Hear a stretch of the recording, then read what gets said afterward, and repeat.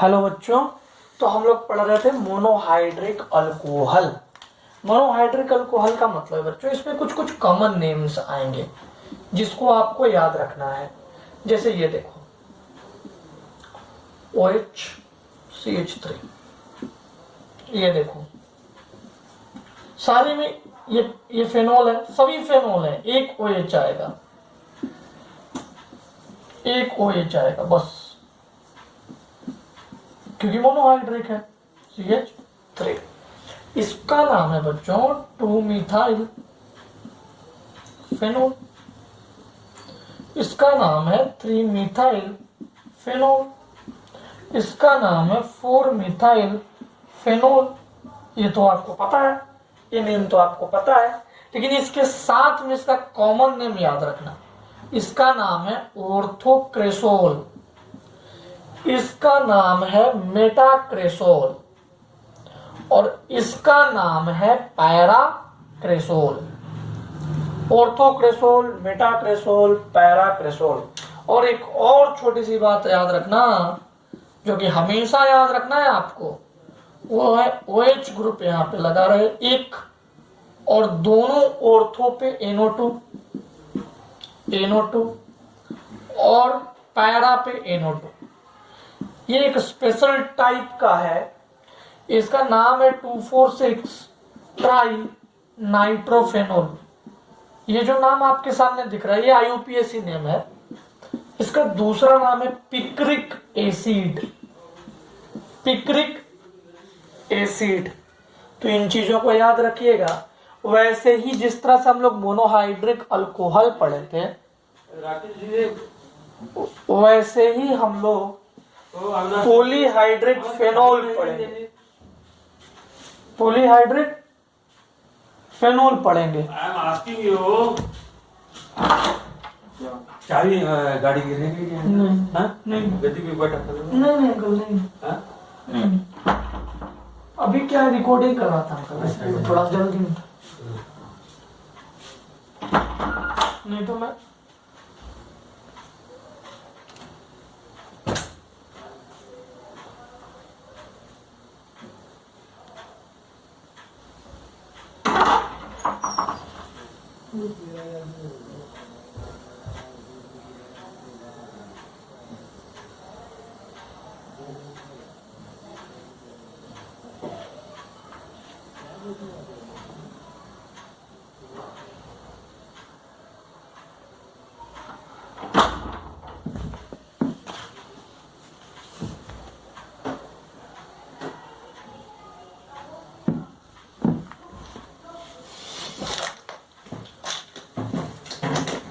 ठीक है।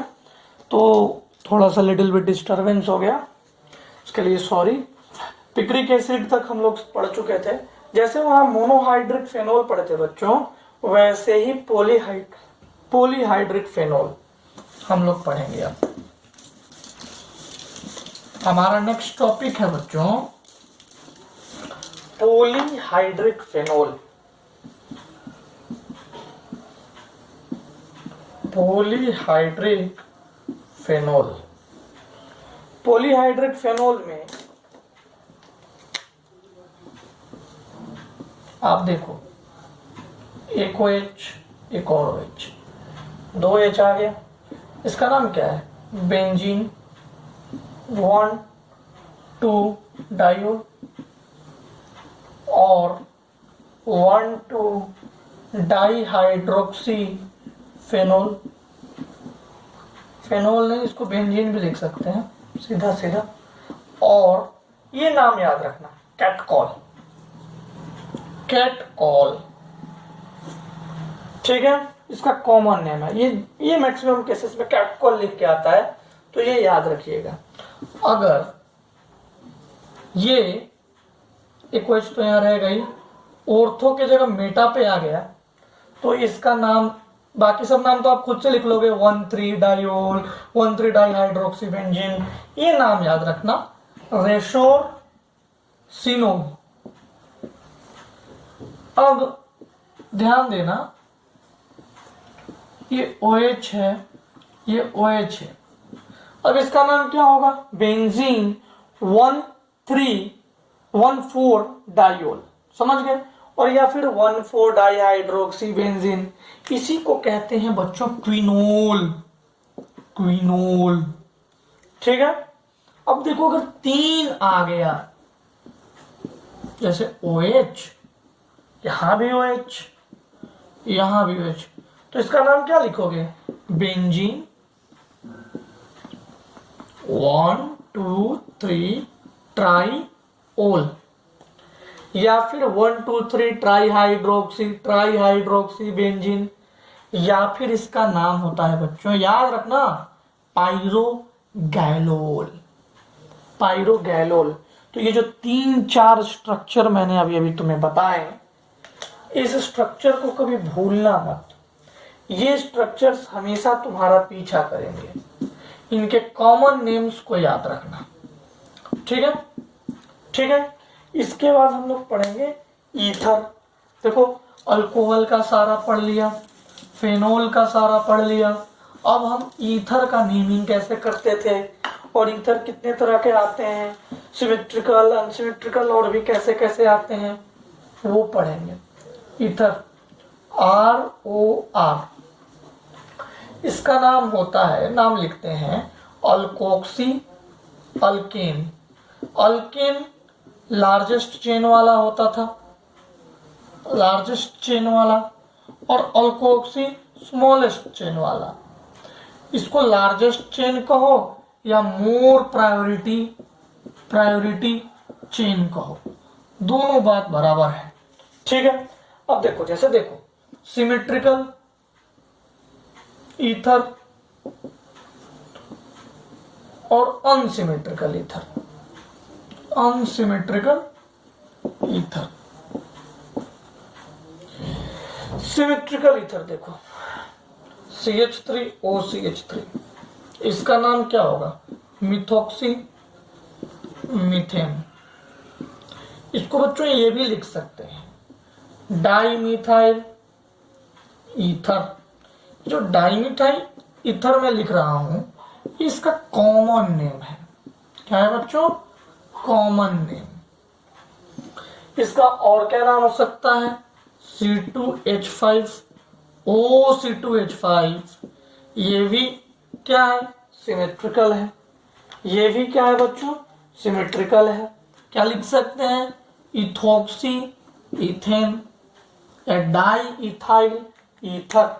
वैसे ही बच्चों ये यहां तक लिख लेना, ठीक है।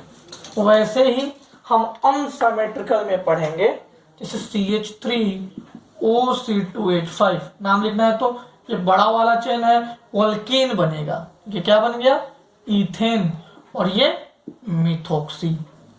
और जब कॉमन नेम लिखना है, कॉमन नेम लिखना है तो अल्फाबेटिकली लिखना है, ethyl, methyl, ether, ethyl, methyl, ether लिख लेंगे बच्चों, लिख लेंगे। कोई दिक्कत है इसमें, किसी प्रकार का कोई दिक्कत नहीं है, बहुत अच्छा। अब देखो, अब हम लोग पढ़ेंगे, एक क्वेश्चन देखते हैं, नाम लिख के बताओ, OCH3, इसका नाम क्या होगा, देखो ये मिथाइल पहले यहां लिख देंगे, मिथाइल बेंजीन, इसका नाम ये भी हो सकता है, ठीक है। और मिथॉक्सी बेंजीन, मिथॉक्सी बेंजीन, और मिथाइल फेनाइल ईथर। और इसका एक जो नाम सबसे ज्यादा पॉपुलर है वो है एनिसोल, एनिसोल, ऐसा दिखता है, ये मैं उल्टा बना दिया हूं, OCH3, इसको बोलते हैं एनिसोल। समझ गए बच्चों, समझ गए। अब ये तो सिंपल सा ईथर था, आपने कभी साइक्लिक ईथर देखा है, मैंने जब आपको पढ़ाया था तो इपॉक्सी कंपाउंड बताया था, इपॉक्सी कंपाउंड मतलब cyclic ether, cyclic ether, cyclic ether, epoxy compound. जैसे देखो CH2 CH2O। इसका नाम होता है ऑक्सीरेन, कॉमन नेम है ऑक्सीरेन। ऐसे इसको बोलते हैं इपॉक्सी इथेन। कार्बन काउंट कर लो, ऑक्सीजन आया, इपॉक्सी लिख देंगे। इसका नाम क्या है, इसका नाम क्या है देखो, CH2 इपॉक्सी लग गया। क्या लिखेंगे भाई, 2 मिथाइल इपॉक्सी इथेन या ऑक्सीरेन कर लोगे बच्चों, कर लोगे बच्चों। अब देखो यही देखो, CH3 क्या लिखोगे, 1 2 3 1 हमेशा इसको देते हैं, ठीक है। तो 2 3 डाइमिथाइल ऑक्सीरेन। अब देखो यही वाला कंपाउंड को इपॉक्सी में लिखना रहता तो क्या लिखते हैं, 1 और 2 पे इपॉक्सी आया है तो 1 2 इपॉक्सी, 1 2 3 प्रोपेन। तो इस तरह से नेमिंग करते हैं। नेमिंग करना बहुत इजी है और मुझे उम्मीद है कि आप अब नेमिंग सब जान चुके हैं। अगले क्लास में हम प्रिपरेशन ऑफ अल्कोहल्स पढ़ेंगे। तो लेक्चर 1 का पार्ट ए था जिसमें हमने अल्कोहल्स के बारे में, कितने अल्कोहल्स हो सकते हैं उसके बारे में बताया। पार्ट 2 में बाकी सारे कंपाउंड्स के बारे में बताया। अब अगले पार्ट में हम प्रिपरेशन ऑफ अल्कोहल स्टार्ट करने वाले हैं, ठीक है बच्चों।